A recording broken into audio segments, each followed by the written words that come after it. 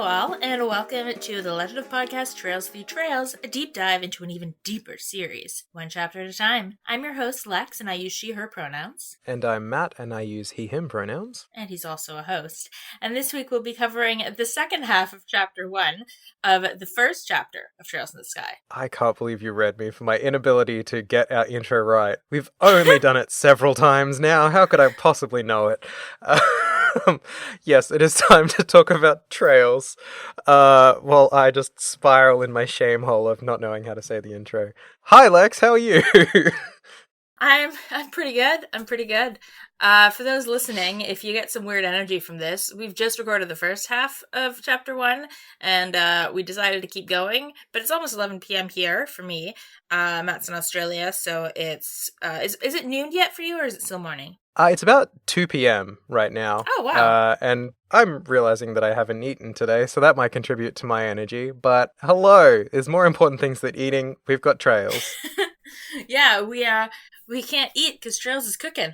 Yeah, or maybe I can eat if I really quickly do the horrible ASMR of opening this muesli oat bar that I've got in front of me. There's some ASMR for everyone at home. This is terrible podcasting, but I'm so hungry now that I've realized. Oh my gosh, I'm so sorry.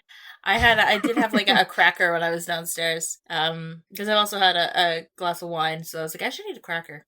Yeah, this is going to be some interesting energy because I'm trying to talk with a mouthful of food and a lungful of vape while Lex is finishing her glass of wine from the first episode. I'm actually on another glass of wine. I got another one, so I lied. I'm now on 2. Hell yeah. And a half. This is going to be a great energy for the end of the episode because there's a lot going on, both for us and for this game. We haven't really been up to much in the 10 minutes since we last recorded, so I don't feel like we need to update on our lives. Although we didn't really cover... is there any standout games you're playing outside of Trails at the moment, Lex? Not that come to mind right now. I've been playing a lot of Balatro, but I'm always playing a lot of Balatro. Nice, yeah. What about you? You're always playing like 10 games, so... I sure am. I've limited it down to 3 at the moment, just because I'm really, really, really controlled. Not really. Xenoblade Chronicles X is fantastic. I'm still playing that. It's the perfect podcasting game. There's so much going on without a lot of voice lines. And you get to run around ticking boxes. Oh, it's so good. I finally got my Skell, which is the mech that you can pilot in the game. We love a mech. So I'm able to explore more. Man, those things blow up real easy, though. It's definitely a risk reward every time you walk out of the house with your mech. I was so excited until I realized that you get the mech first, and then several chapters later in the game, you get the ability to fly. So I can't quite soar across the skies just yet, but I'm loving it. Also, Assassin's Creed Shadows, which is still a fantastic game. I'm quite enjoying it. They're both just sort of checklist games at the moment. I'm sort of Trails in the Sky is my story game right now, and those are just my like achieve something games that it's good to multitask with a show on or a podcast or whatever. But I did spend a lot of time on Trails this past week as well because Chapter 1... These are meaty chapters. Still a pretty meaty chapter. The prologue was thick. But this one is also quite chunky. So, shall we dive into it and cover off where the end of Chapter 1 shall take us? Yeah. You ready? So, as you'll recall, at the end of Chapter 1, we have been tasked by Mayor Mabel to investigate some burglaries in the south block of Bose, and Olivier had kind of finagled his way onto the team. We love a finagle. We love a finagle. Apparently those blondes get along, so Mayor Mabel was happy to let Olivier join the team, even though the rest of the gang wasn't so happy. But Matt and I are happy because we love Olivier, even though he drunkenly hits on 16-year-olds. We attribute that to the 2004 general weirdness about queer characters, and not to Olivier himself. Yes, not to devil's advocate. The first meeting did happen in an alcoholic bar, so hopefully there's an off-screen conversation that's happened since then where it's like, okay, cool, not going to do that.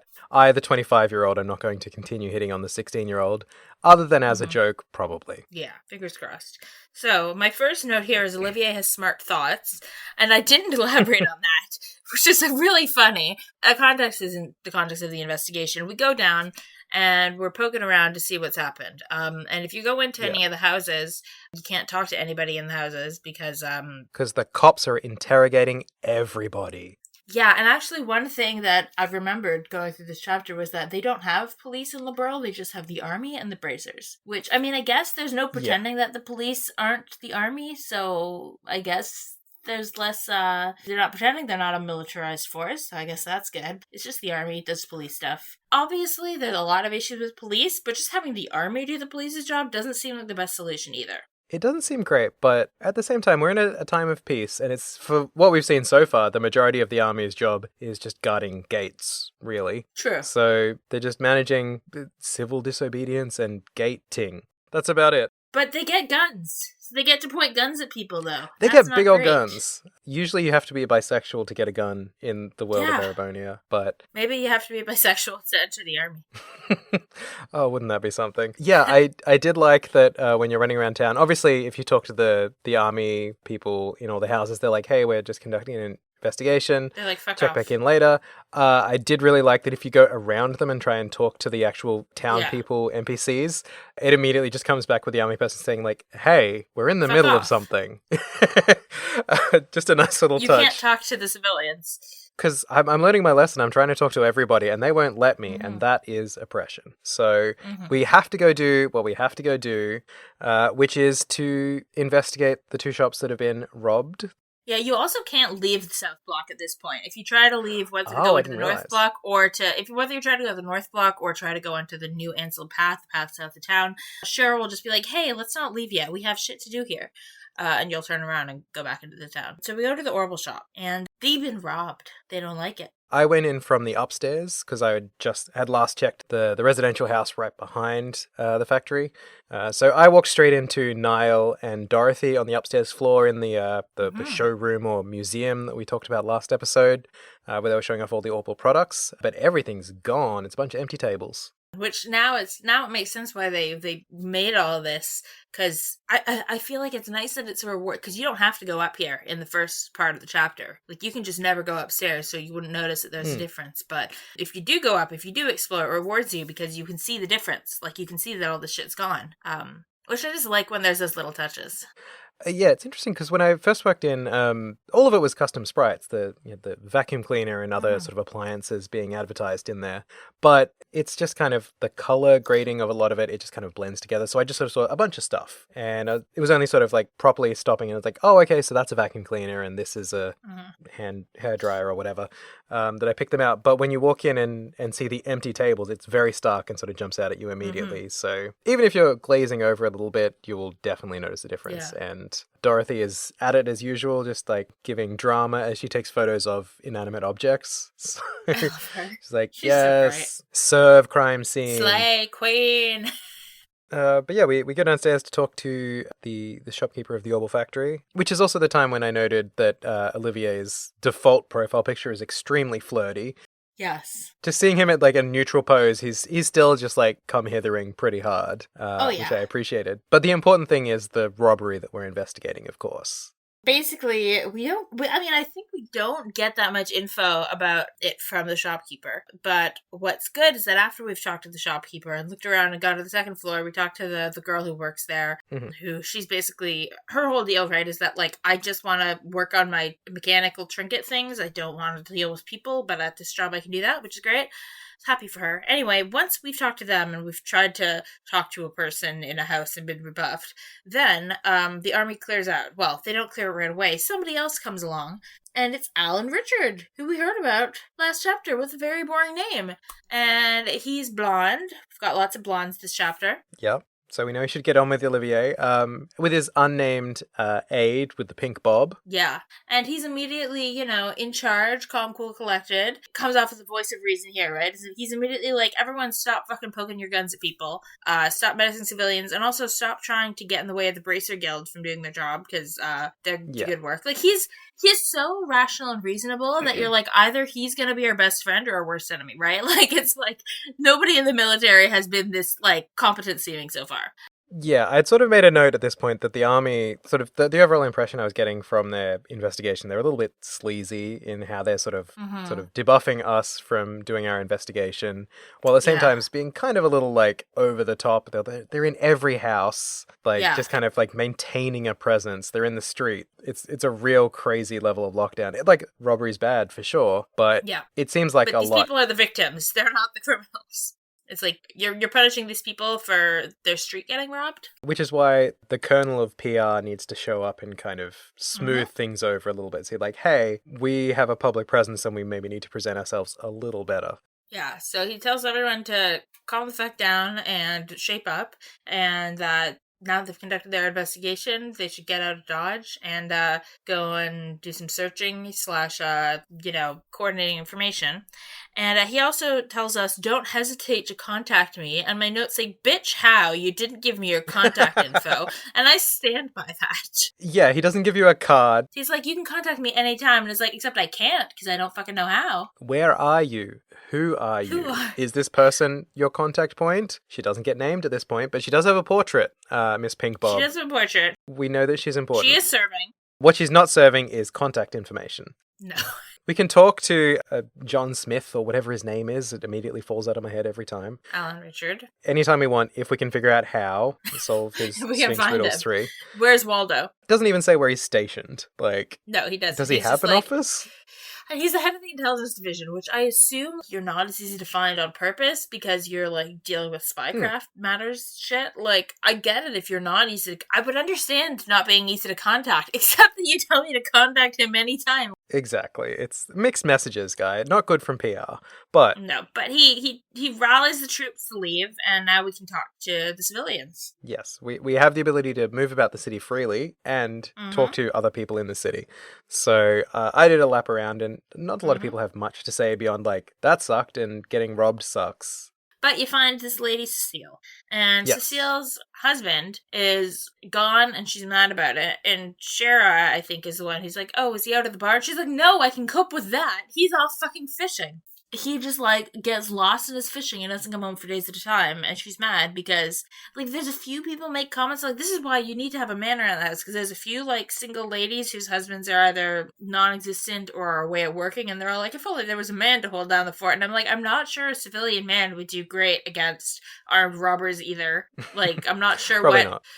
Like, an army man, maybe, but you're just a man of the house isn't necessarily... If they're not trained, then what are they gonna do? Like, these people have guns. But okay. She kind of gives us the impression that her fisherman hubby might know something, because he's been around different parts of the area than most people. And then, lo and behold, he immediately walks in.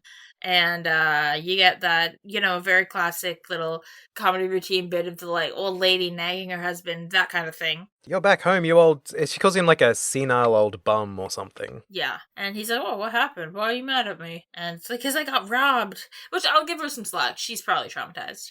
So he tells us that his buddy had seen some weird people, and his buddy is named Lloyd. And if you know anything about the Crossbow games, you have the same reaction that Matt had, where he started messaging me in all caps, hashtag not my Lloyd. Yes. This is another situation as Teoh in Prologue of apparently they liked all these Crossbow names so much that they weren't satisfied with giving them to randos in first games and had to reuse them for main characters. But it's a little distressing if you're hoping that it's Lloyd and it's not Lloyd. For a series with so many named characters and NPCs, you don't often get a lot of crossover in names. Even when they go from, like, Olivier and Reen to Matt or Kevin. Like, that you don't get double ups. But then here we have a Teoh and a Lloyd in short order. 2 party members from the Crossbow games. Neither of which are the person that I thought they were. I was thinking to myself, I would love it if some part of this was rewritten for the remake. Like, imagine, like, a young Lloyd Bannings was actually on holidays just fishing on the pier. That would be fun. That'd be adorable. But no, when they do, I think when there's a comment in the Crossbow games, there's a comment like, oh, there's a Lloyd who lives in Liberl too, or something like that. Oh, I hadn't even noticed that. Well, because you didn't know that there was a Lloyd who lived in Liberl when you played it. It's going to be fun going back like chronologically and getting all these references that absolutely It went will. over my head the first time. It'll be so fun for me when I get back to Cold Steel, having now played everything before it, because that's where I started. Yeah, same. But we head down to Valleria Lake is where we're supposed to go. Leave it to me! Yes, it is time to go to the lake. I'd sort of made it down here in my travels earlier in the Same. chapter, just kind of roaming to the extent that I can. But at that point, there's only generic reactions. You can't really talk to anyone, and most of the NPCs are missing. It's just kind of the staff at the Lakeshore Hotel. But yeah, it's a pretty easy journey. There's a couple of annoying magic-y type enemies on the way here. Yeah. That are just a bit of a nuisance to deal with, but I'm still at the point where I'm not getting any memorable XP gains for fighting, so I've been skipping a lot of fights because it's not worth the time. But yeah, make it down to Valleria Lakeshore, and we find ourselves, or we look for, a fisherman named Lloyd. And we find him over at the dock fishing, which is, I guess, on brand. Yep. And first of all, we learn that he's looking for a guardian of the lake. He's apparently a super tough fish. This may or may not come up again in future games. But second of all, we learn that Estelle is scared of ghosts, which is also the other important note. She apparently is scared of ghosts. That's adorable. One thing I will note is we have to get Lloyd's attention first because he is locked in on his fishing. Oh my god, that's right. Olivier comes up with a brilliant plan on how to do this. I screen capped this one because it's very memorable. It is. He stands up right close to the fisherman, and then we get in a green text caption, which is generally kind of an indication of like stage direction for the game, basically. Yeah. And it just says, Exit Olivier leaned over and with a smile that left all kinds of things up to interpretation, blew into the man's ear. It's so good. Which, to his credit, it works. It fucking worked. I love that the reaction. He like shivers. His whole sprite shivers. Yes. He's referred to at this point as man with pole, so take that as you will. But his big text caption is, oh my goodness, what in the... Yeah. He doesn't appreciate it. It's a lot to do to a stranger, to walk up and softly really blow directly into their ear. But maybe he liked it because he is man with pole. We don't know if he was man with wool beforehand either. That's true. We didn't get one before that. But now that we've got his attention, he tells us about the guardian, a fish he's been trying to catch for 5 years. So he's maybe not the best fisherman, or it's a really powerful fish. Yeah. It's guarding the lake. And That's unlike true. all these guards at the gates around here, apparently this guardian is pretty tough. Yeah, doing his job as described. Yeah. So we also learned that there were some suspicious people hanging around the area the other night, and we learned basically that they were around later at night, and so if we're going to want to find them, we're going to have to stick around a little while. Yeah, because he heard them the previous night saying that they would be back in 2 nights' time, so our timing is impeccable. So it's time to check it out. He did identify them, sort of describes what they look like. Tells us that Josette is still in the school uniform at this stage. So Or it despite was the 2 fact nights that ago, at least. was 2 nights ago, despite the fact her cover had been blown, she's still wearing this very ostentatious, like, private school uniform that everybody comments on. Which is really funny because we saw her change out of it with this twirl in the prologue when we caught her. She was in it when we found them in Mistfeld. And then So she put spun it back around on. And twirled out of it. She put it back on. I mean, I don't know, man. I don't know why, Maybe- but this might be why they're not the best thieves in the world. Maybe. So, but we have to hang around the lakeshore for a little while. So, Joshua's going to read a book. Sharon and Olivia are going to drink together. And Estelle's going to fish. And there's some comment where I think Joshua says something about, like, fishing not being a very girl-like hobby. And Estelle goes, who cares if I'm a girl? I like what I like. And I'm like, yes, go off, queen. Who cares about your they gender? also- You just like what you like. Exactly. And they also mentioned the Fishermen's Guild that we'd heard referenced Oh, before yes. in the capital, where, once again, Joshua, who is basically a CSI, because when he was in the investigation for the robberies in the earlier ones in Roland, he goes full CSI, he's breaking down all the details, but he cannot decode what a Fishermen's Guild could possibly be about. He does not get it. He's just got a real hole in his thoughts there. But yeah, it's time to stay at the end and wait to catch the Capuas. I did note that when Estelle goes to borrow a fishing rod from the receptionist at the thing, it's called the progressive rod, which I assume is because it only catches woke fish. Yep. It is. This is a pain in the ass if you don't realize that you have to investigate the fishing point before you go get the fishing rod. Because if you don't, you go around and you talk. The receptionist is like, "You can borrow a fishing rod here," but it just doesn't do anything. If you go upstairs and find where the fishing rods are, they're just like, "This fishing rod's laid up here." Like, you have to interact with the spot where you're gonna fish, and then Estelle's like, "This is a perfect spot to fish." Oh wait, I don't have a fishing rod. Whereas you kind of thought, if you thought ahead even a tiny bit more than Estelle to realize you would need a fishing rod to fish, you went looking for a fishing rod first. It's a pain in the ass. Yeah, and I've done this. I've played this game before, and I still went through that whole rigmarole. So, yeah, I made a beeline straight for the receptionist, and I'm just like, why are you two not connecting? It's two people standing, like, talking at each other instead of having a conversation. Like, Estelle's just shouting, "I want to fish," and the receptionist shouting, "I have a fishing rod," and nobody's making any connections. Exactly. But I mean, yeah, it's one of those tricky things for these old games where you're not being like as handheld to where you need to go. So you need to think the way the designers think. And you do have your notebook, which kind of hints at what's next, but it's not quite explicit. So you do have to think for yourself a little bit, which likewise is a bit of a challenge. You get very used to being carried through RPGs. So when you have to fully play a role in the role-playing game, it can be a challenge. But I got my progressive fishing rod. I went woke fishing and I caught a couple of fish. I don't think it really matters what you catch. I think you can use them for cooking ingredients, but I don't think it's your only chance to get those fish. It's not the same as the fishing mini games that other games in the series have. It's including the next game in the series.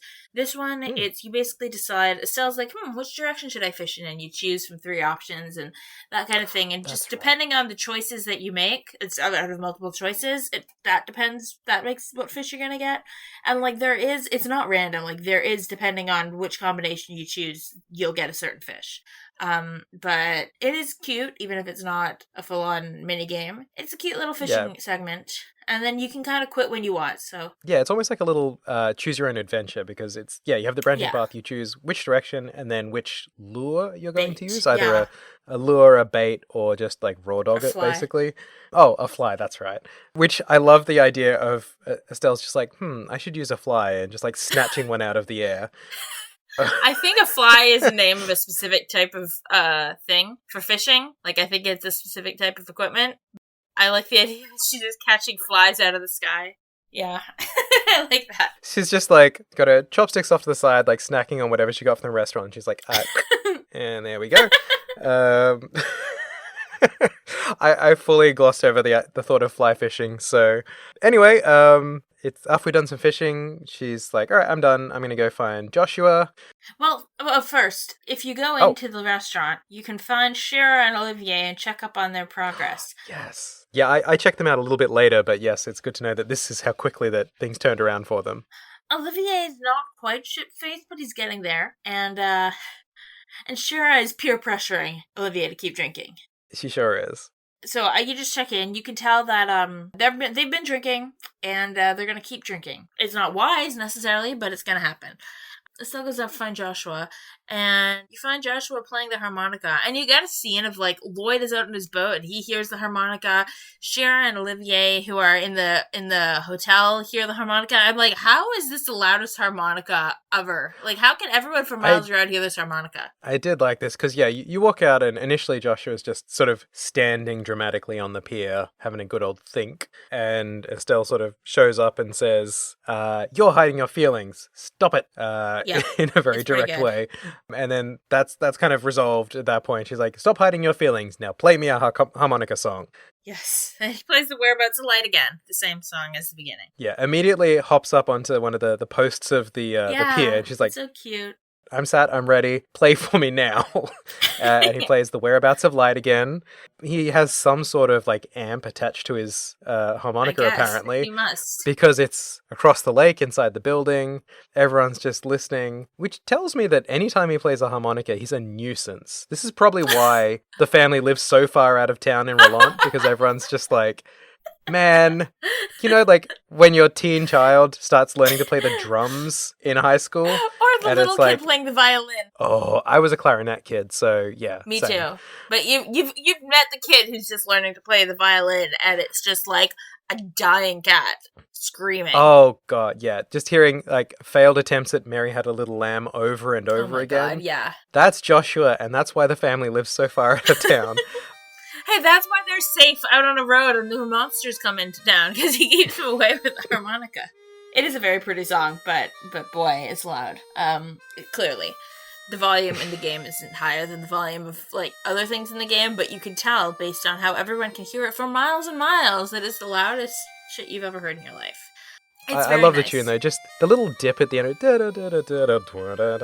That's really nice. Yeah, anyway. So, they have a little chat, and Joshua's angsty again. And Estelle, yet again, has the emotional intelligence. And one interesting thing we note is that Joshua is basically like, how come you're able to live with me and not ask me all about my past? Like, how are you not asking me all these questions? I obviously have some shit in my past. And and Estelle goes, we made a promise. And so we learned that the two of them made a promise that Joshua would one day share his past when he was ready to. And until then, Estelle isn't going to pry or ask questions. She'll wait for him to be ready, and when he's ready, he'll tell her. Yeah, which I love. Like, he's obviously an overthinker. He's in his head all the time because he's an indoor kid. So he's just been catastrophizing. It's like, oh, we made this promise and she doesn't want to keep it and she's mad at me and I have to tell her and I'm feeling pressured. And then Estelle flips her and is like, no, we covered this. Like, we made a promise. I agreed to the promise. Done. Like, no further thoughts. Like, I'm happy to wait until you're ready. Which is, and she's darling. It's lovely. And it's very clear. Estelle's like, I know you. I don't need to know your past. Like, what happened to you or what you experienced before I met you to me to know who you are. Like, I know you really well. Just because I don't know the person you used to be or where you came from or whatever doesn't mean I don't know you. It's not. And I think you really get these two different, perspectives where Joshua clearly feels like he's completely hiding his past is hiding himself, and Estelle does not see it that way at all. She's like, your past is not yourself. You don't have to tell your past to someone to know them and be close to them. That's not what matters about a person. It's two different ways of looking at the world. And Estelle is obviously, again, she's the emotional intelligence of the group. That doesn't mean that Joshua's past isn't important. Obviously, it affects him a lot. But there's just this real patience and love and familial sort of understanding that you don't need to know. You're not forced to trauma dump to someone for them to give you their love and support. I made notes here as well because, it's definitely a distinct difference in the way the two of them sort of perceive closeness, which is something I can understand. I had someone close to me in my life who sort of went through an experience of having to relearn what they thought the word respect meant because they'd internalized it as respect is doing what you're told, because they've been around a lot of domineering types and that's how they described respect. Whereas respect is, mutual trust. But in this situation, they're seeing closeness two different ways. Joshua sees it as full disclosure. Like, you need to know everything about everything to be close. Whereas for Estelle, closeness is about understanding someone and sort of empathizing with them, like knowing what makes them happy, what they like, and how to be there for them if they need it. Which, I can understand that. Like, I would much rather know how to support someone than know every single detail about their life. So it's very relatable in that moment. But it's nice because it shows that they're both really invested in being close and like comfortable and understanding of each other, but they're still sort of having to figure out how to do that and what that means to them. Absolutely. And I really love the touch that when Estelle asks Joshua to play the harmonica, like, she clearly likes his harmonica playing, but you realize that it's because she knows that he feels better playing this song makes him feel better. And that's her prompting him to do something to make himself feel better. And she'll enjoy it too. But it's just, I love the glimpses of this emotional intelligence she has that when Joshua needs her, when he needs support, she always cues into the emotional intelligence. Yeah, she'll walk in and say, go on, Bubba, do your self-soothing. Go on. Yeah, exactly. And then after they've resolved the angst, for now, we get Estelle decides to try reading a book. And I forgot to mention that as when she was looking for Joshua, because when she went to fish, he was gonna, sit at a table and read. And when she went to talk to him again, he had left the table, but the book was still there, and she picked it up. And when she tries to give it back to him now, he says, "Oh, I actually finished it, so I don't really need it." And Estelle goes, "Well, maybe I'll try reading it." And Joshua nicely doesn't mock her for it. Yeah, I like you kind this. of expect at this point, but no, he's like, "Okay, sure. Like, you might enjoy it." So you get it in your inventory, so I immediately went to read it. And you get Oh, I didn't. you get some interesting stuff. So it's about the 100 Days War, and it's, I mean, like all books in this series, you don't get a whole book. You get like a chapter, 5 pages, if that's a chapter. Really interesting how long chapters are in terms of the game's chapters, and how short chapters are of any book in the game. But it centers on the beginning of the war and the declaration of war, and what it talks about is that the declaration, like the written declaration of war, was handed to the Queen Alicia, like seconds before the first cannon hit, or was fired at Hockengate. And it specifies that because they did this, they had technically followed the proper procedure of declaring war, but only like very much following the letter of the law, not the spirit of the law. Yeah. And how and you get the way it's written, it's clear that it's like a debated matter of diplomacy, because it's, you know, the whole idea, presumably, if it's an understood international rule of law that you have to declare a war before you can start engaging in military activities. Clearly, it's so that the person having war declared upon them has time to prepare in some capacity. And, you know, presumably people don't always wait like a month or whatever for people to, or a year, but they make it very clear that it's a matter of seconds that, A, this is the first time that was ever something anyone could pull off, because the technology to coordinate that timing didn't exist before that. But also that it was that it's a debated topic of whether that counts as following the rules, and that it's seen as a dirty move, but wasn't technically in breach of international law, which you get a lot. I as a lawyer, I find it really interesting thinking about what international law in Zemuria looks like, and I wonder, you know, when did these, like, we know there's treaties, but all the treaties we seem to know about are like post 100 Days War and all that stuff. So we learn that. The other interesting thing we get out of that 100 Days War chapter is we get at the very end, it says, by the way, when the war ends, there was never like an official indemnification, but the Empire did issue an apology saying that they made a grievous error of understanding after a tragedy happened in the Empire, and like presumably they thought Liberal was responsible. And you won't learn that anywhere else in this chapter. I don't know if you learn that anywhere else in this game, but you've learned that in this book here. And that's just interesting that, and we don't know, maybe that was an excuse, maybe that was like maybe it's real, we don't know, but it's an interesting tidbit I just find it interesting. And it's so missable. I mean, you missed it, so I did, yeah. I got the book. I really like that moment where she takes the book as well, because you do get sort of the option of two things to say: either should I try reading it, or should you give it to someone else? Because Practical Joshua is like, I finished reading the book. It doesn't make sense to carry it and weigh myself down. Yeah. I need to do something with it. I went the same option as like Estelle asking if she should read it. And yeah, he's so sweet. He's like, yeah, give it a go. You know a bunch of the stuff in here already. As highlighted by her just like busting out factoids that completely freak him out last episode. Yeah. But yeah, it's quite nice. She got a song, she gets a book. She got to read Joshua's entire personality beat for beat on a pier. Mm-hmm. So she's having a great night. Yes. Meanwhile, indoor, the adults have been drinking. Oh my gosh. And things have progressed. I didn't actually get that earlier scene where things hadn't quite hit an end point. But you walk in, Olivier's got spinning circles for eyes. He's done. My notes say, Olivier dying of booze. I captioned his first line, I think it was, where he just says, "Help a fellow out. I'm begging you."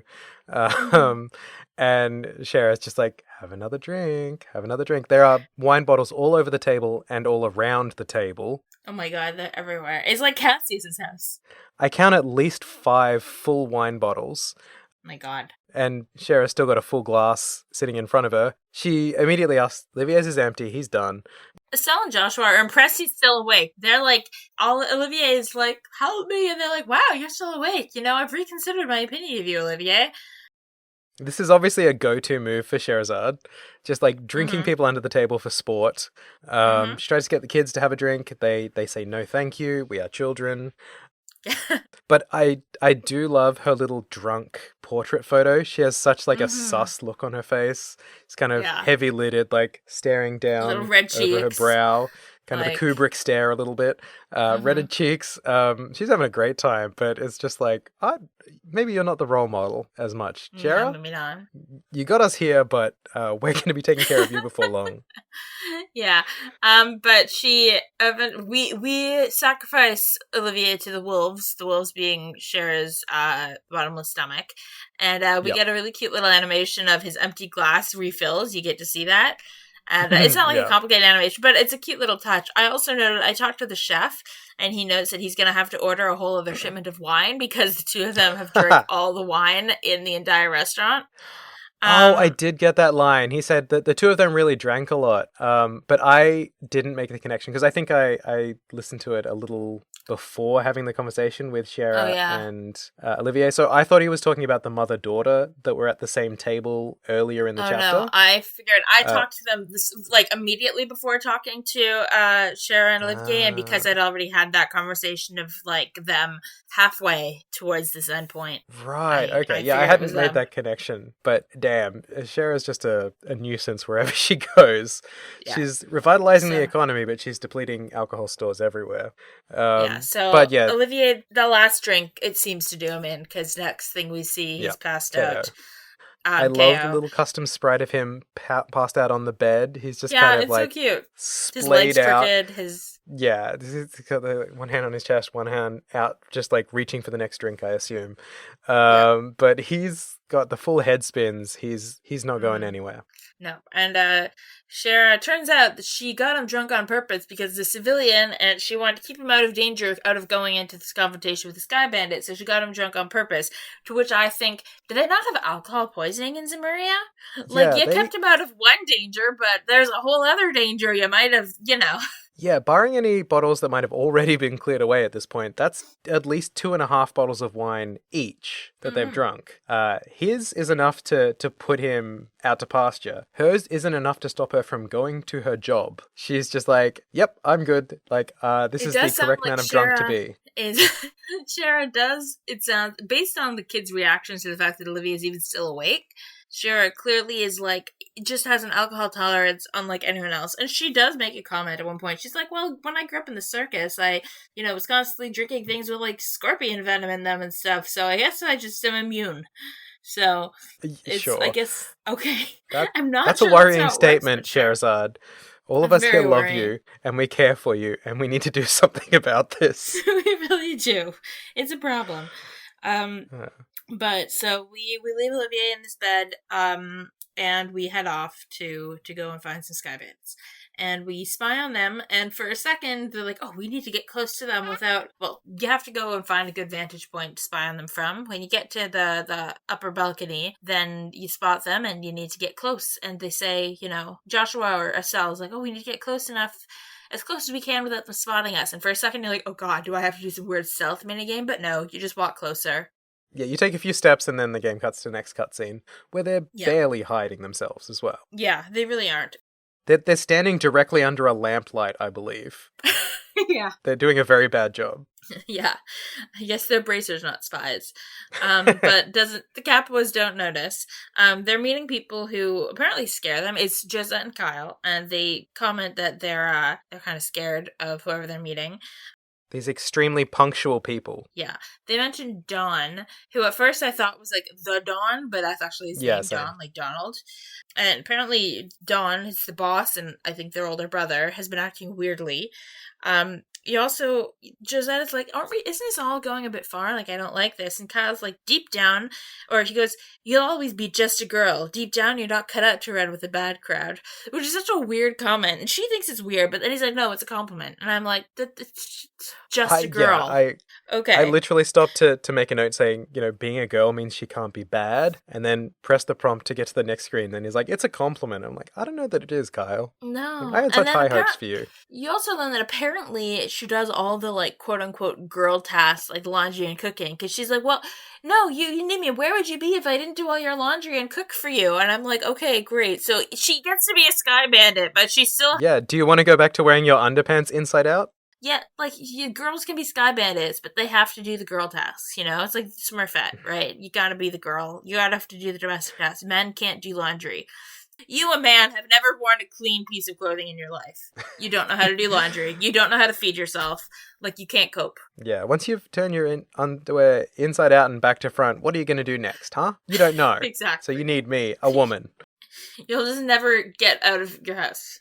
Yeah, I did also notice when they're talking about Don, they mentioned that he's been acting weird since that guy showed up. Yeah. So another mysterious player in the game. And then that guy, presumably it's that guy, we don't know for sure, but shows up in a boat. Little motorboat, known just as black-clad soldier. He's got like a weird helmet on, like a very weird like the helmet. Mask helmet. It's cool, but it's weird. Like, yeah, it's like covers the upper half of the face, but then it also has dangly bits around the back and neck that sort of remind me. My brain jumped to Xena Warrior Princess's skirt. Yeah, I can see that. And then Estelle is like, so what should we do now? She goes, I say we shoot them all and let idiots sort them out. So she just is ready to kill all of these people. There's 4 people because there's 2 people on the boat and there's Gisette and Kyle. She's just ready to like pop them all. Yeah, she's like, step 1, murder. Exactly.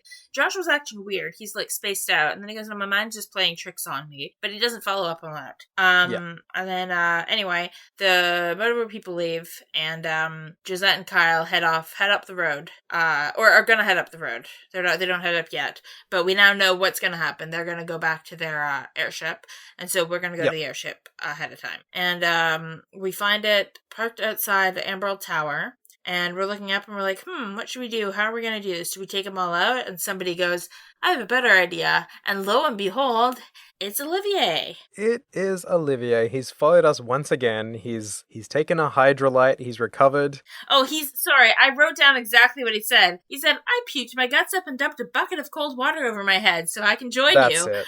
You know, respect. Actually, I made a note there. This might be a piece of local Australian parlance that I'm letting you in on. He did what we refer to as a tactical vom. That's a good one. I like that phrase, tactical vom. He did a tactical vom, and so he could join us. He wasn't going to let us go alone. Sure, his plan was foiled. And he has a slightly better plan than all-out murder. Seems smart, and then we don't find out what the plan is exactly then. We just cut to a scene of, Gisette and Kyle show up, and everyone gets back on the ship, and we get this cool little scene of them firing up the airship. Of, Gisette's, like, saying, oh, the humidity, this, whatever temperature, like, reading stats off of a screen, and they're like, okay, fire up this. Like, you get these little steps of, like, how they fire up the airship, and it's just such cute, like, it doesn't matter to the story, but it's such cool little, like, world-building flavor. I just really like it. Yeah, we get a lot of detail about all the moving parts of starting the airship. We even cut to, like, other parts of the airship where other people are sort of radioing in, showing that it really does just take, like, a handful of people to run an airship point blank. Mm-hmm. And they're all synced up. They're doing great. I was kind of convinced at this point that the plan was going to be run all the way up to the top of Amber Tower and jump down onto the airship as it's taking off. I was fully convinced because we'd had no prompt for being at the top of the tower. So I was like, okay, there's probably going to be something that happens here later. Otherwise it wouldn't exist. So I was convinced that we were going to have to like speed up the tower to make it before the ship takes off, and we can sort of like jump onto the roof as they're sort of getting ready to zoom away. That's adorable, but no. Instead, one of the guys, the random Sky Bandit guys, hears a noise, and they're like, oh, did you hear a noise? I don't think I heard a noise, whatever. He goes downstairs to look, and he's like, oh, I think I see him. First of all, there's a lot of wine below deck. Second of all, I spy an Estelle under the stairs. But yeah, bottles of wine are everywhere in Liberl. Like, oh my god. So we spy on a little Estelle under the deck, so clearly they've stowed away to get brought right to their base. And it turns out their hideout is in Nebel Valley. We can recognize it because you look outside and you're like, oh, hey, it's, that's the quest that I forgot to bring up earlier. That's the one I forgot in part 1. There was a monster in Nebel Valley. Yes, the Nebel extermination. Because I had walked in there early on in my explorations of the area, and if you go into the area and take a left, you get to sort of a cliffside where there's this gigantic, white, abominable snowman-looking enemy, to which earlier in the chapter I said, absolutely not, and turned around and left, and then I had a mission that took me there, so I just took the other path. And it's a big maze. You circle around in the fog. There's no mini-maps, so you've got to kind of like keep track. It's so fucking hard to keep track. Because you also have all these little hidden paths. It's a nightmare. I did note the spot that they highlight in this shot, sort of opening into the hideout, because I did walk up to that cliff face, where it's just a very sheer cliff, and you can kind of see that there's a higher level, but I never circled back to that when I was exploring Nebel. So I was like, oh, maybe it's a later thing. And it turns out it is. It's a later thing. It's the Sky Bandit hideout. It is. So they park the airship in what seems like some old base, and you get this adorable animation as all of the Sky Bandits are leaving the ship. They all kind of walk out onto the wing and then jump off onto, like, the floor, the elevated hallway or whatever, but it's just this cute little hop, and I love it. And then some of the bandits leave, and a few of them are still loitering around the dock or whatever it is, and we ambush them. And I love that when the battle starts, you get preemptive attack, like when you get an enemy from the back. Like, it's just a cute little touch, because you do ambush them in the story, so, like, ludonarrative integration or whatever. I feel like the combat music is different here as well, because I definitely noticed it in one of the later sort of scripted fights. I think it's in this one as well. It's just a very sort of upbeat, jazzy kind of fight music that I really enjoyed. Maybe you play a little here. Maybe I will play a little bit here. Future Matt, play that thing. Hey guys, it's Future Matt here. I did find the track that plays during the Capuas family fight. It is called To Be Suggestive, and I'm not making that up. It's a real banger. Have a listen.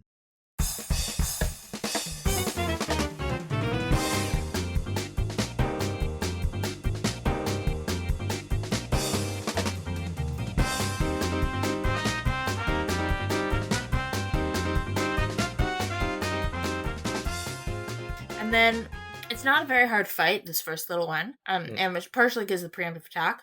And then as we explore the hideout, Estelle says, "Holy Stregas," which I fucking love. Stregas are the sneaker brand she loves. Yep.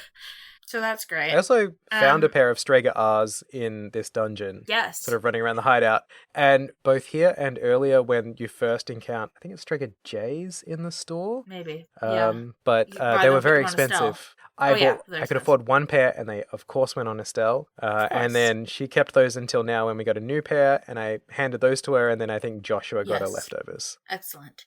The other note I made, and this is a little later, so we go explore the place a bit, and there's lots of treasures. It's kind of a winding path, and there's a few floors, and you eventually get to a locked room where you can hear voices on the other side. You go in, and there's some of the Sky Bandits, and we beat them up, and then there's like one left conscious, and we're questioning them. Where are the hostages? And he's like, I won't tell you. And then Shara whips him. Fully whips him. He immediately spills, which anyone would after being whipped.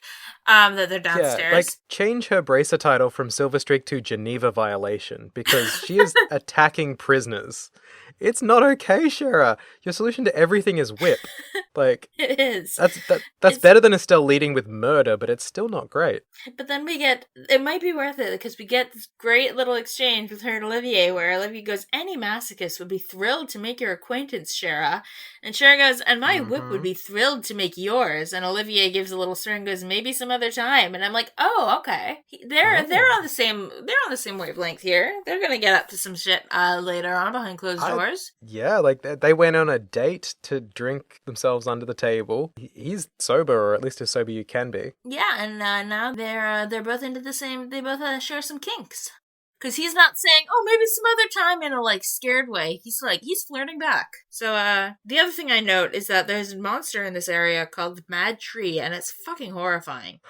The horrible piranha plant thing? Yeah, it's so fucking freaky. I hate it. I noted that as well. I just said that they have freak show piranha plants just wandering their holes. It's got this giant fucking mouth. Ugh, I don't like it. They're like twice the size of you. They are horrifying. They look terrible. And these people are having to walk past them in the hallway. And I'm like, how are these Sky Bandits living in a place with these monsters? And Cher then Estelle them comment on it, and Cher is like, do all men live like this? And I'm like, I think this is a little more than men being messy. Not that the women aren't also really messy, but it's this is how men live. I can't believe it. And I'm like, oh yes, so messy that they have What do your dirty underwear come to life and become some like mutated or monstrosity? Maybe this is one of Josette's womanly duties: is just hallway extermination. You're very womanly. We also get some chat about what the hell this base is, and Olivier's like, I think it comes from the Great Collapse. Yes, and this was the first mention I got of the Great Collapse, because I hadn't talked to Lyndon at the bar.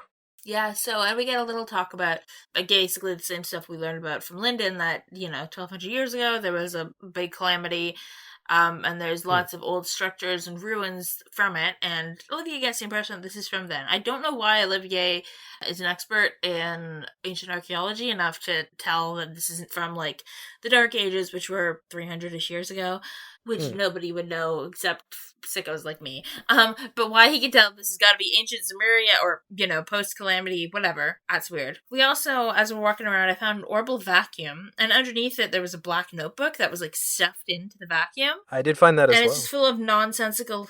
If you go to find it in the items, it's not under books, it's under, like, items, and it's just got nonsensical rows of numbers under it, so... I'm sure that that's never going to come up again. Probably not. I also found a new weapon for Olivier, a new gun called Bear Assault, and I just wrote down, I bet he does. Oh, yeah. I found a weapon for Sharon there, too. I found some good stuff. There were some good things. Yeah, they have a lot of custom weapons specifically for us at their base. Still considered these Sky Bandits. But then we eventually find the hostages after beating up another round of Sky Bandits. But no Cassius. Yes, I took note, like, as soon as we cut to the room that all the hostages in, it was like, I don't see anybody, and I don't see a way that they can pull the camera trick like they did with Olivier to reveal him. So I don't think he's in that room. And I was right. We talked to the staff of the ship, and it turns out, at first we're like, who? And they're like, turns out he got off right before the ship left. Now, it later comes across, because it's very confusing, the ship's route, like, the way they talk multiple times. At one point, they're like, it was leaving Bose to go to Roland, and then they're like, when it was in Grand Cell. And what I think it is that the ship does, like, there's one ship that goes clockwise around Liberl, and one goes counterclockwise. And I guess he had taken it before, and then he was on his way back to Roland, maybe, when he got off. I'm not sure exactly. But it wasn't, I don't think he left, like, right when we saw him leave leave Roland. I think at some point. Anyway, he got off before the ship took off on the lap during which they were hijacked. I also found the exit of the base here, where, the exit of the Sugarcliff face. I ran around a little bit, because there was another chest with Sugar R's, which was cool. And, I found a little hut with a man named Welmer, and he just lets you sleep, and he teaches you a recipe called a bad and potluck, and I think it has random effects because it killed Shira. I missed this entirely. This, like, resting point. I thought I went to every room. How did I miss this? It's not in there. It's you go out into Nebel Valley, and then you have to run around a really winding path through the valley, and you can find a random hut. It's kind of like... Oh, yes. No, I found the house, but I think when I found it earlier for the extermination mission... It was empty? It was empty, yeah. Might have been. So I just disregarded it. I didn't find it that time, because I didn't bother looking. I was like, I'll go look later. I remembered it was there, so I was like, I'll just go later, because it's closer to the Sky Bandit hideout. Right, okay, well, anyway. I missed out on this Abaddon recipe then. Yeah, it's sad stuff. But, at least Shara didn't die, so my Shara got killed by this recipe. And we think Estelle's a bad cook, but this one. So, anyway. I rested there, and then I went back to the hideout, and I found the Capuas. And apparently they're just chatting, and Dawn is planning to just kill the hostages. And Callum just said horrified. They're like, so we'll let them... And he's going fucking crazy. He's also like, and then, Kyle makes some comment about, we're going to use the money to get back our home, and I don't want to use money stained in blood. And Dawn throws a bottle at Kyle. At which point, then my notes say, maybe all the bottles lying around are weapons. Maybe it's not because everyone's an alcoholic. Maybe they're all just weapons. Yeah, Don just needs a bottle at hand at all times to throw at people's heads. Exactly. And he goes, who cares about our old home? We're going to go down to a resort and then blow it all and then go hijack another airliner. Josette and Kyle are pretty horrified. And then our gang, what are they called? The Extraordinary League of Bracers, has heard enough, and they burst in to arrest, and Josette and Estelle immediately start name-calling. Straight at each other's like, you're a tomboy, well, you're a bimbo. And they're like, okay, stop bickering so we can fight, like, with weapons. So we beat them one up. thing, it seems like the insults they're throwing are the wrong way around. Shouldn't Estelle be accused of being the tomboy and Josette, the prissy private school girl, as the persona she was presenting, be the bimbo? It seems really weird. I guess she just thinks Estelle's dumb, calls her a bimbo, and I don't know why tomboy is being used as an insult. But we beat them up. It's a boss fight. Yeah. Joshua has a cool line as they come in. He's like, well, we beat up the rest of your gang, so it's just you three left. Very cool guy. He is a cool guy. Unfortunately, Don has a frigging mortar shell cannon that he's just firing off indoors. They're like, he's got an orbital cannon. Look how easily he handles it. Like, everyone comments on it. This is not normal, because apparently. Let's note that Don, like, where Josette looks high school age and her older Kyle brother... looks like college age, maybe? Kyle looks like he's in maybe his 20s. Don, I thought he was their dad because he's like this huge bear of a man with a big beard. You know, he's throwing bottles at Kyle's head, which is very bad dad coded. Yeah. But he's apparently big bro, because they do call him bro a few times in these scenes. Brother. But yeah, he's got a cannon, and he opens the battle by saying, "Time to hunt some game, and I like my sport bloody." Yeah, when we called you a bear, Don, we didn't mean that. That's not what we meant. This is why we needed the bear assault weapon for Olivier, specifically for this bear we're about to fight. It all comes together. So we beat them up. Yeah, tough fight, because he's got like twice as much HP as anything we've faced so far. He has a lot more. You really have to take him out one at a time. But I got through it. And the first thing I noticed is that Don's eyes have changed color when he talks after the fight. His eyes were red before, and now they're like blue, which usually means something. Is a signifier. Red eyes being evil is not a guarantee in this series. There are red-eyed people all over the place. Yeah. It's just the act of your eyes changing color is the difference. Exactly. He's also confused. He's like, where am I? Why do I have an orbital cannon? Who are these people? Josette, didn't you just leave in your prissy high school uniform? And everyone's like, dude, that was days ago. What's going on? So he's confused. Shara and Joshua and Estelle and Co., like, they think he's legitimate about being confused, but that doesn't change things. They're still going to arrest him. And Don's like, well, I don't know what's going on, but let's get out of here. So Kyle throws another smoke bomb and they take off. Kyle always comes in clutch with the smoke bombs. He's got the smoke bomb. Shara comes in with her usual move of whipping/threatening to whip. Yeah. And then they make their escape. I do like that there are several lines of confusion between the Capuas because the smoke bomb has been dropped without really agreeing on a plan. So they're just like, what the fuck, dude? And he's like, run, obviously. Yeah. They're like, hang on, we usually coordinate. We choreograph this, and they didn't this time. So you chase them out, and as you chase them out, you get stopped a few times by groups of skybays who have they've woken up from their last beating just in time to get beat up again. Yep. I had a really good time in these fights as well because one of the changes I'd made to my orbment setup was that I put the Petrify Quartz on Estelle, and it meant that anytime I was using the Hurricane move to like batter a bunch of enemies at once, there was a chance of petrifying them all. And I had a really good run of luck in these fights. A number of times where I used Hurricane to hit like 4 of these grunts at once, all of them petrified, which meant that the rest of the party just had to one-shot kill them because you smack a petrified person in, either it does critical damage or it just kills them instantly, but it was really easy to sweep the board on the way out. That's awesome. Yeah, so you even get a comment from Josh, I think it's from Joshua, or maybe it's from Estelle, being like, we just beat you up and you came back for this? Like, you rallied for this? Are you expecting this to go different? And we're trying to chase them. And as a reminder, right, this thing, there's the airship is on the top floor, and we were on the bottom floor where we found them, so we're chasing them up. And eventually we make it to the top floor where the airship is, and find the Royal Army as they're arresting them. Along with the LaBelle newspaper who are just hanging out. Yeah, they're just hanging out taking pictures. Estelle's kind of bummed that they're stealing the glory, but, you know, Alan Richard makes some comments about, well, it's because if you guys took out all, you know, the hostages could have been hurt if they'd been cornered and, like, hadn't already been freed and you hadn't already beat up all of the what is the word? Mooks. And Estelle's a bit butthurt about not getting the credit for all of the work they did. But Shara reminds her that the brace's role is always to not stand out. And I said, since when? Yeah. Since when has that been a brace's code to not be a big deal and be talked about? Cassius is the most famous person ever. Cassius is the most famous person. Everyone knows everyone's rank, their special title, their special achievements. Like, any random NPC on the street will tell you, oh yeah, here is like a list of every Class A bracer in the world and all of their special names.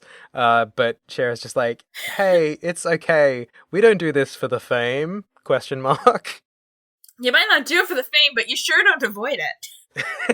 But apparently it's enough to get Estelle through the moment. So the bad guys have been arrested. They also very flippantly say, oh yeah, every other member of the gang is downstairs. They're all unconscious. We did that for you.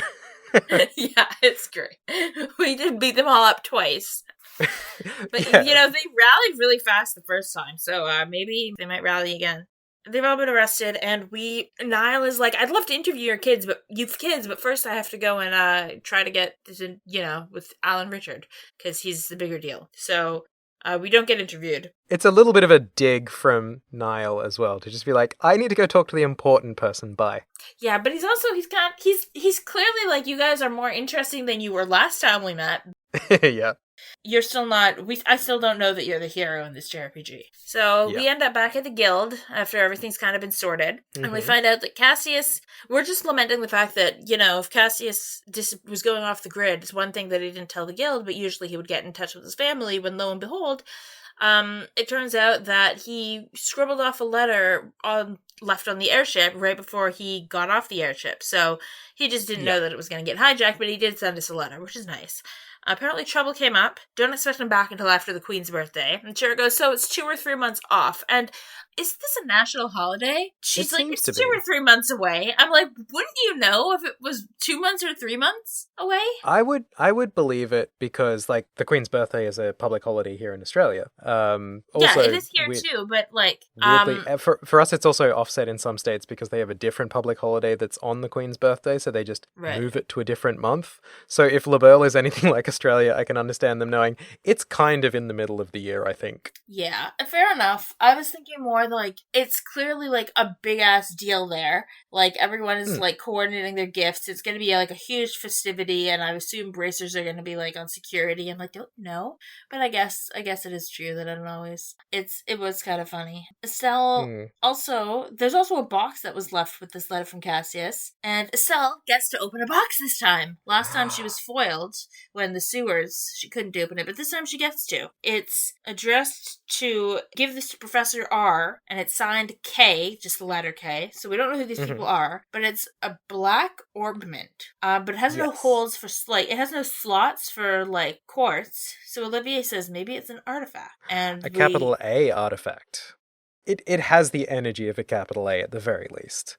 It's potentially some sort of ancient, super advanced orbment. I wrote down the dialogue. Because I wrote it by hand, I didn't capitalize anything, so I don't know what did, not even the first letter of the sentence. An artifact is an orbment created by an ancient civilization. Artifacts are the models for all orbments produced today. So it's pretty short and sweet explanation, but that gets to it. Shira says it looks newer than an artifact, though. It doesn't look 1,200 years old. And Olivier goes, maybe it's a black market item. I'm not really sure how those two facts connect.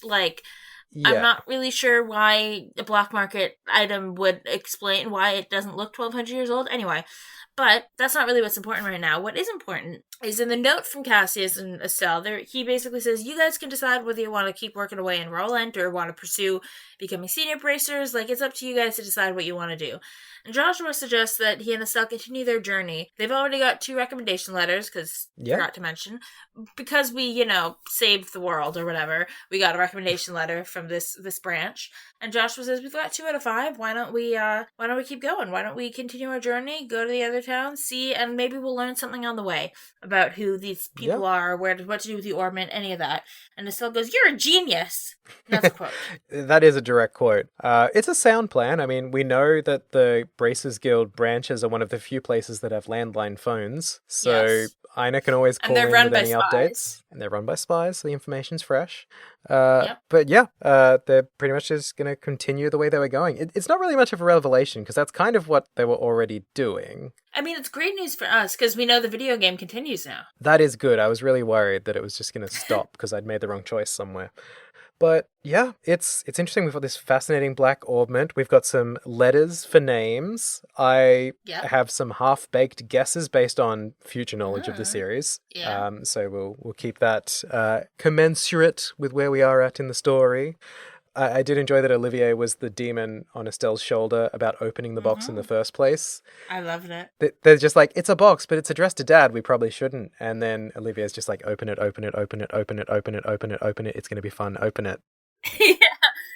Just what she needed to hear. She really needed to be allowed to open a box after the week she's had. Yeah, she deserved it. Like, She did. she's done all the work. She's been put down by every human being she's met Every human across the being. She's nation. not sexy, and she's stupid, and she's all these things. But you know what she is? She's great at opening boxes. So we've got this big black orbment, but it's time to continue on our journey. So we sort of put a wrap on Bose, and it's time to think about next steps. Turns out things are going to be changing a little bit going into chapter 2, because different folks are going in different directions. Yeah, Shira is going back to Roland because she has a job. Olivier is going to go back to Roland as well because he wants to do BDSM with Shira. No, because he wants to taste the cuisine there, and apparently he's eaten everything in Bose. Yeah, I bet he wants to eat in Roland. We know he does. But we also, he's gonna drink with Shira and Aina, and apparently we get the hint that Aina can drink Shira under the table. It sounds like. So Terrifying. That's scary. That's pretty fucking scary. But I can believe it because Aina's a badass. Yeah, I really hope when they take off in the airship, the rest of the ship is full of wine bottles, because that's the only way they're going to have enough to not deplete all of the Relunt Town resources in one night. Olive Relent? More like Olive the Burl.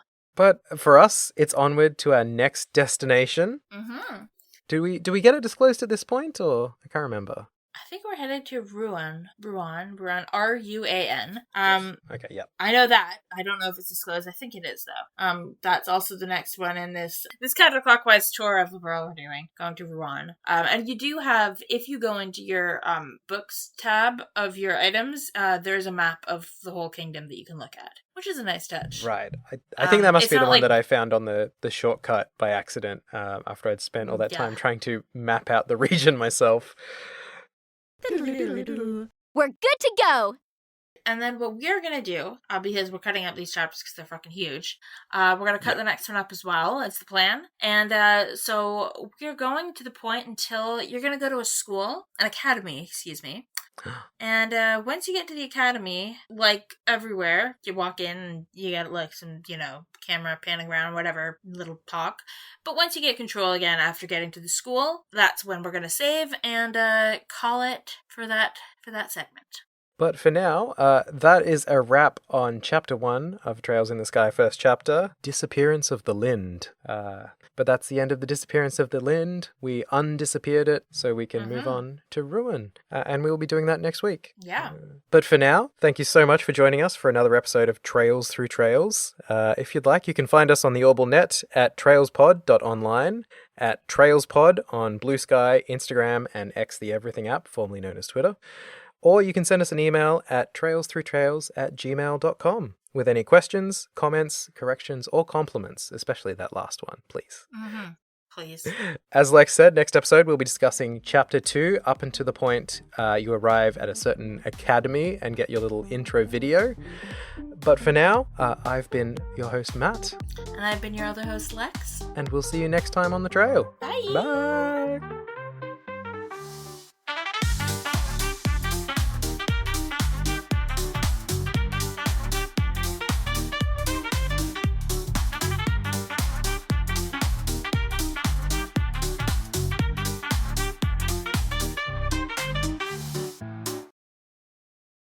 Oh my gosh, we did it. Hooray! Much shorter that time.